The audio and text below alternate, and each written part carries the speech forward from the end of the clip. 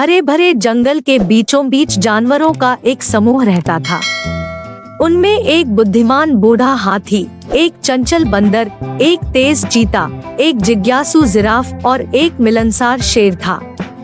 वे सभी सद्भाव से रहते थे, एक दूसरे की मदद करते थे और जंगल के संसाधनों को साझा करते थे। एक दिन जंगल में एक नया जानवर आया। यह एक शर्मीला छोटा खरगोश था जो अपना रास्ता भटक गया था। अन्य जानवरों ने उसका गर्मजोशी से स्वागत किया और उसे घर वापस जाने का रास्ता खोजने में मदद करने की पेशकश की, लेकिन खरगोश अकेले जंगल से बाहर निकलने से बहुत डरता था। बुद्धिमान बूढ़े हाथी ने खरगोश का डर देखकर सभी जानवरों की एक बैठक बुलाई।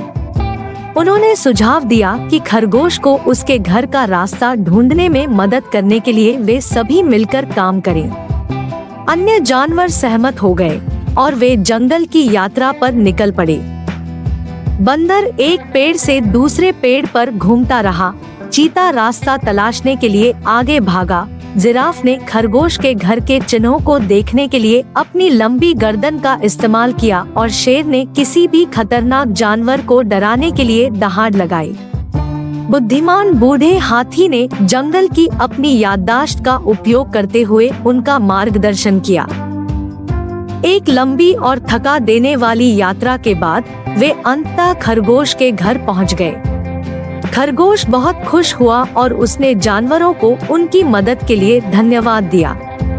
उसने जब भी संभव हो जंगल में उनसे मिलने का वादा किया। अन्य जानवर भी खुश थे। उन्होंने एक नया दोस्त बनाया था और साथ मिलकर काम करने और जरूरतमंद लोगों की मदद करने का महत्व सीखा था। उस दिन से जंगल के जानवर और भी अधिक सौहार्दपूर्ण ढंग से रहने लगे, यह जानते हुए कि वे हमेशा एक दूसरे पर भरोसा कर सकते हैं।